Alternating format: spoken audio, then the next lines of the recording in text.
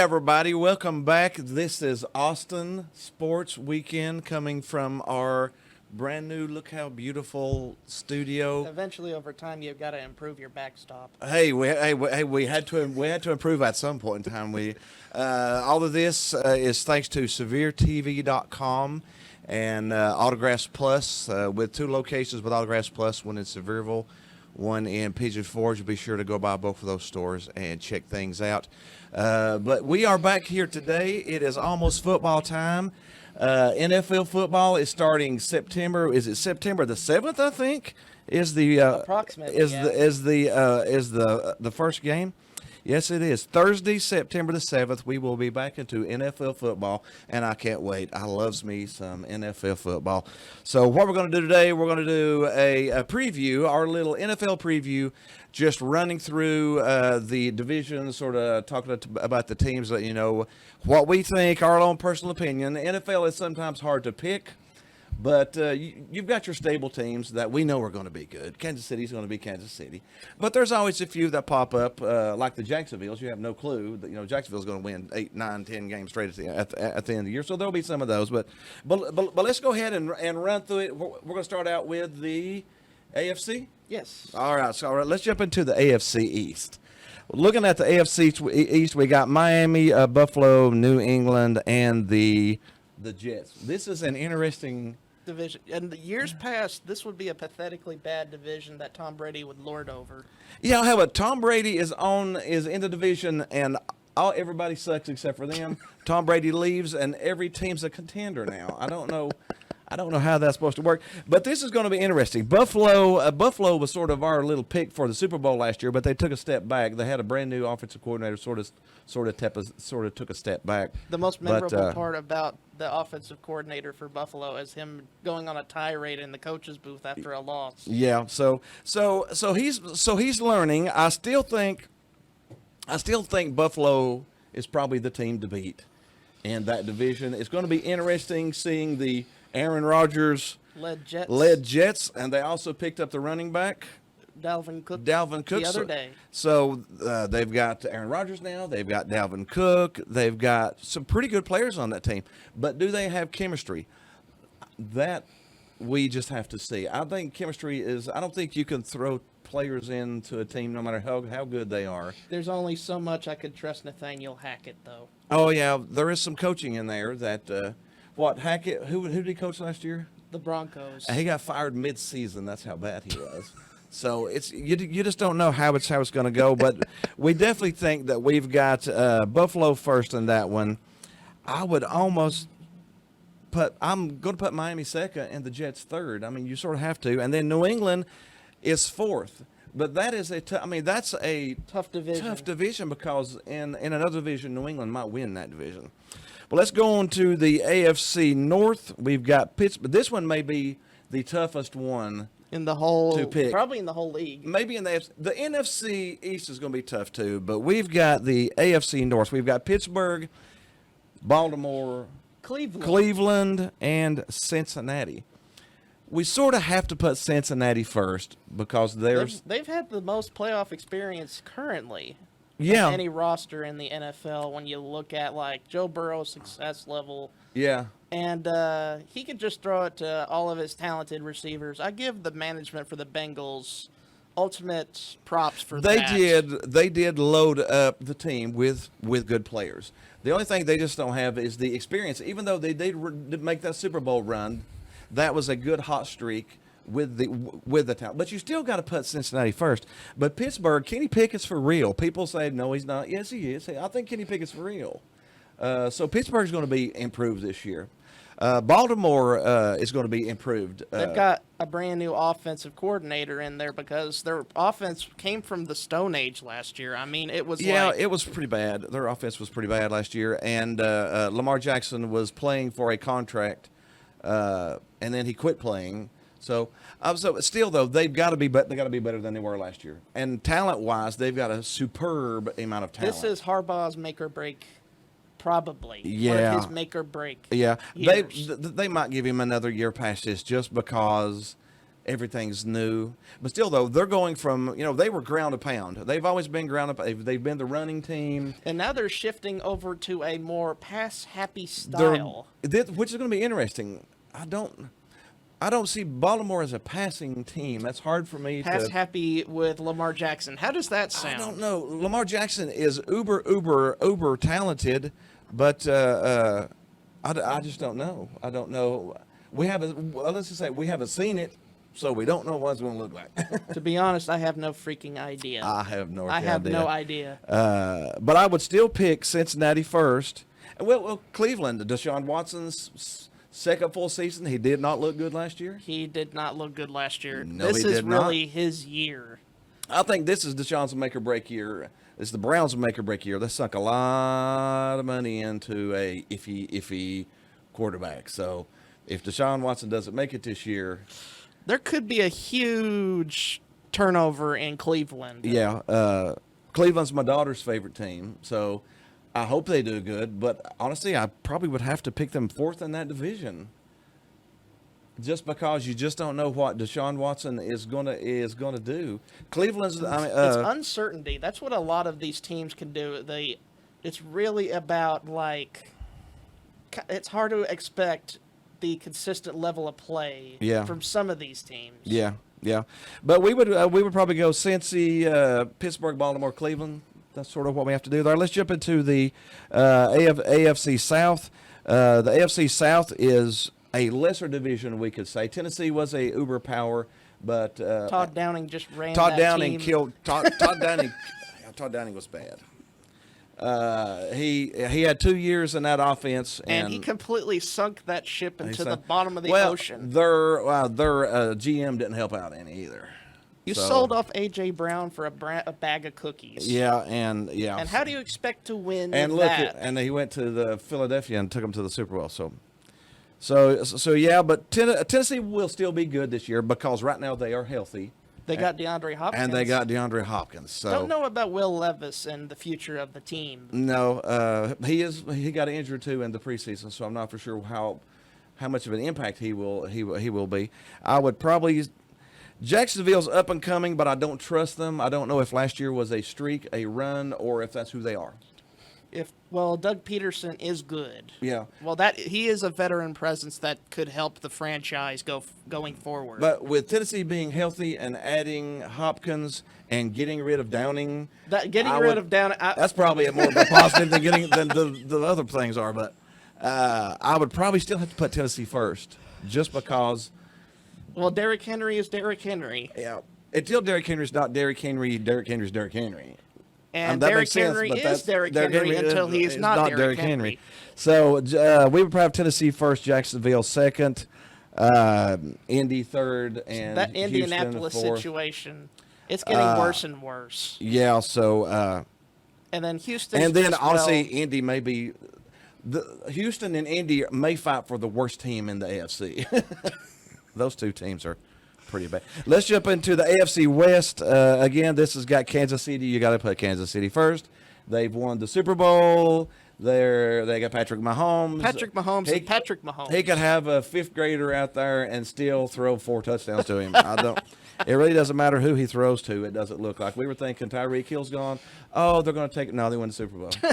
Yep. So until somebody takes Kansas City out, Kansas City is the number one. Andy Reid is always the good presence. They do not have who? Eric Bieniemy. They do not have Eric Bieniemy. He has now moved over to coach the same position at Washington. Washington, yeah. So that is one thing that we have to look for. Coordinators, I think coordinators are huge. I think coaching is honestly probably 70% of a game. Most people think different than me. Case in point, Josh McDaniels, which we'll get to later. Oh, yeah, we'll get to it. But right now, Kansas City's definitely number one in that division, and then it gets a little iffy. Murky. Denver and the Chargers and the Raiders are probably all just fighting for second, third, and fourth. Yeah, I would probably Denver second because Sean Payton. Just because Sean Payton. I trust Sean Payton. He's a Super Bowl winning coach. Most people are completely out on Russell Wilson. Just because Nathaniel Hackett's offense was so unbearable to watch. He put Russell Wilson in situations that are not Russell Wilson. He's, they tried to make a different quarterback out of him than what he is. So I think that's a big problem there.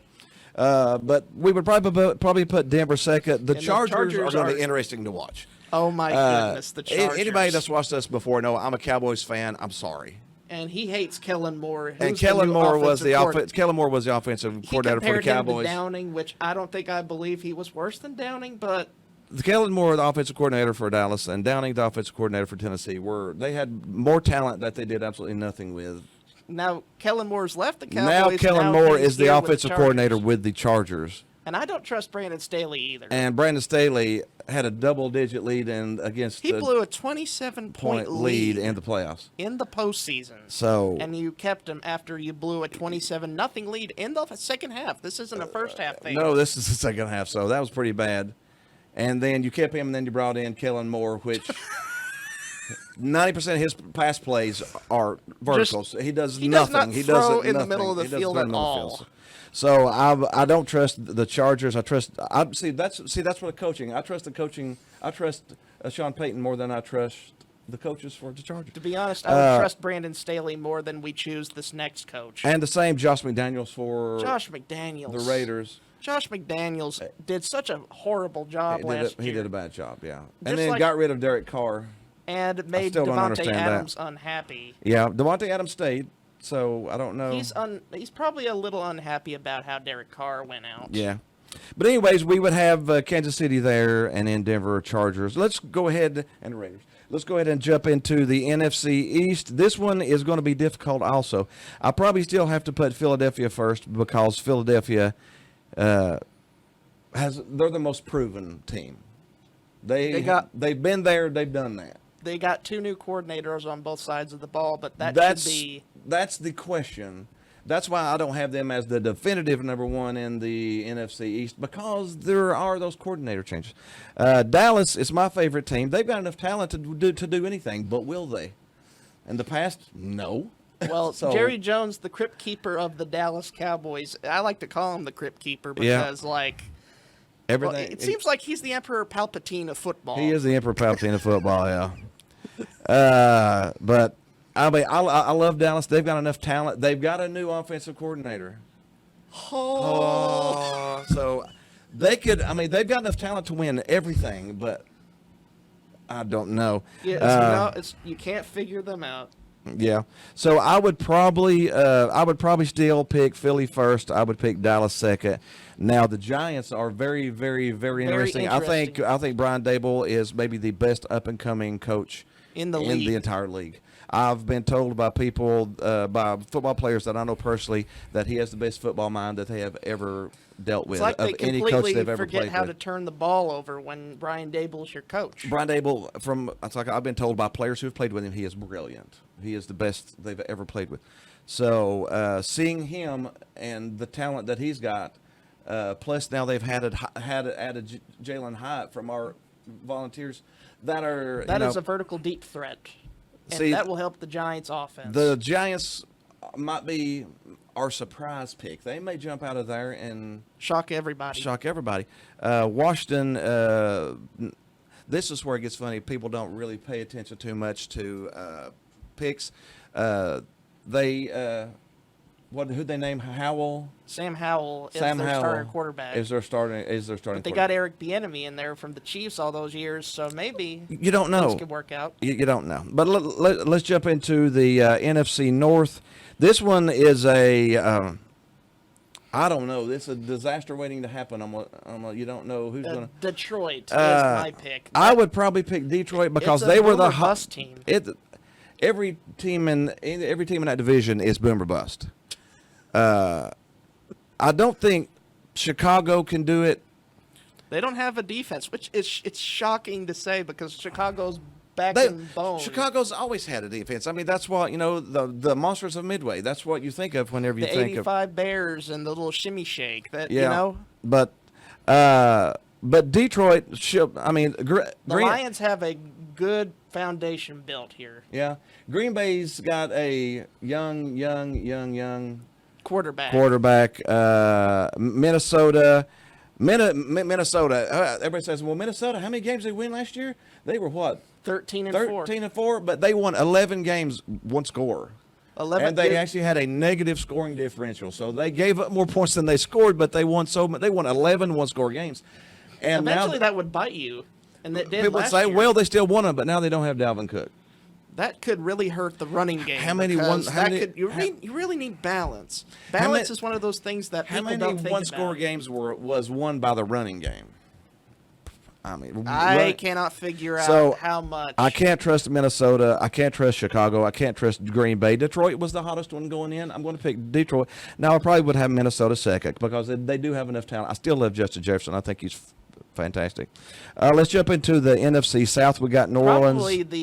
Probably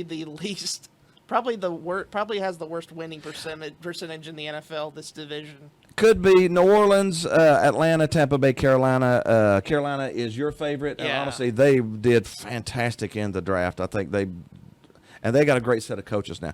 But Tampa Bay, I don't think they're going to do Todd Bowles. No, I don't trust Todd Bowles. Actually had a losing record with Tom Brady. How do you do that? How do you have a losing record with Tom Brady? I have no clue how you can actually do that. No, that's impossible. I don't trust him. You know, he was with the Jets and got fired at the Jets. So let's hire him as our head coach. Yeah, let's hire him as our head coach. No.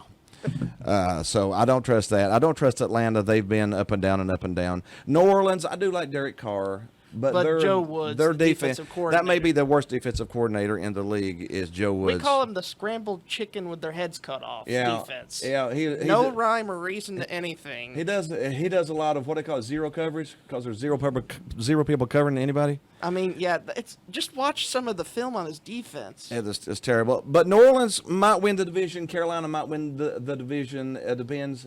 Bryce Young has a bunch of promise. If Bryce Young, the offensive line of Carolina looks a little iffy. I would say maybe Carolina wins the division by default, or New Orleans wins it by default. That one's going to be tough. But Atlanta and Tampa Bay definitely bring up the rear. And then we'll jump into our last division, the NFC West. Give me some 49ers to start off this number one. I would probably pick some 49ers. They have the strongest team. How about that? Their seventh string the seventh round quarterback. This is where people sometimes scouts really don't. They have a hard time. Let's just say scouts have a hard time. Their starting quarterback is a seventh rounder. So they have a seventh rounder as their starting quarterback. That beat up their third overall. And now they're trying to trade away their third overall pick quarterback because they took their seventh string quarterback and he's now their starter. And I'm going to pick them to win the division with that seventh round quarterback. Yep. So I still think San Francisco is the team to beat. Seattle, Geno Smith, will he continue his good play? He looked good in preseason. I know preseason doesn't mean anything, but he still looks like he's Geno from last year. So I would probably pick Seattle second, probably the Rams and Arizona to finish it up. Yeah, the Rams. I trust Sean McVay much more than I trust the Cardinals. The Cardinals, they have a brand new coach? The brand new coach, but Jonathan Gannon coming in there to a sinking ship trying to patch all the holes up. Yeah, so I don't know. Arizona, is definitely going to be on the downward slope. And the Rams, it was shocking. Super Bowl, no, not even the playoffs. So and their roster's pretty much full of youth now. Yeah, there's barely any recognizable faces outside of Aaron Donald because he's Aaron Donald. Aaron Donald's always Aaron Donald. He'll probably still be the best defensive player in the league this year with nobody else on the team. So who do you think? What do you think? Who do you think will come out of the AFC? Who do you think's your AFC? My mom's gonna kill me, but the Bengals. I picked the Bengals. You picked we got the Bengals coming out of the. I don't know. Joe Burrow's been itching. He's been itching to get out of the AFC for a couple of years. Like I said, the only thing that they've lacked was the experience. You know, they went to the Super Bowl, but last year they lacked experience. They went to the AFC title game and lost to Kansas City barely. So I'm thinking probably the same as you. Buffalo, I think this is maybe Buffalo. Buffalo may be in trouble this year. If they don't win this year, then they might have to decompose. Not decompose, like they may have to deconstruct a little bit. Now the NFC is going to be a little bit of an interesting one. Who do you pick in the NFC? I mean, who do you pick out of that? I'll probably go ahead and pick San Francisco. Oh, how about that? You want me to say Dallas? No. Oh, well, let's say it'll probably come down to Philly, San Francisco, probably. So that's probably who we got. And then who do you got in the? You want to say Cincinnati, San Francisco? And that's my Super Bowl. Hey, that's a rematch from what From the year? 1980s. From the 1980s. What was that? That was 80. What was that? That was Joe Montana spanking Cincinnati over and over with a paddle. Yeah. In that game. I remember because I was hating me some San Francisco because that was the when San Francisco beat Dallas with the catch in the back of the end zone. But anyways, that's it. Are you gonna pick Cincy winning the Super Bowl? Oh, they got the offense too. They definitely got the offense. But San Francisco's defense is foaming at the teeth. It is foaming at the teeth. But anyways, that is our NFL preview for this year. We hope you enjoyed this. We hope you had fun with us. This is all just for fun. We like to have fun. Next week we will be jumping in and covering all of the games coming up, the score predictions and the spreads on them. So be sure and come back and check us out. We'll also be doing our college football. College football actually starts this weekend. We will probably be covering the we can't cover all of college football because there's 160 teams or so. But we normally try to cover the top 10 on college football. So we'll be coming back and having a college football show also. So be sure to come and check us out. Other than that, we hope you had fun with us. Thanks for watching. To the studio guys in the background. Thanks again for SevereTV.com and for Autographs Plus for sponsoring us there also. Other than that, we'll see you next week. See you next week.